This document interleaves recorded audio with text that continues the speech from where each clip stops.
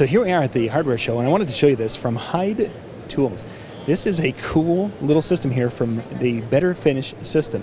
What that is a little tube of basically of mud compound for sheetrock. For those times when you have a nail or a screw that pops through your sheetrock, this little will allow you to cover it quickly. You can see she's been using some there.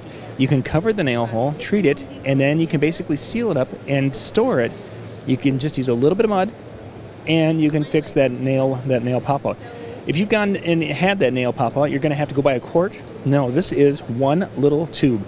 I mean, one little tube. She's got it right in her hands right there. That will allow you to go and fix that nail hole, and you're then not having to store, a gallon, a quart, whatever you can find at your local hardware store.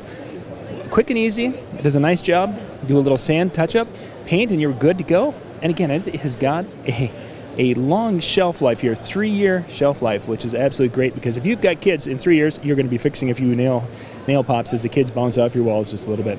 You can go out to HydeTools.com to be able to find out more information about that. We'll put links in the description below where you can go check it out. For more tips and how-to videos, go to weekendhandyman.com.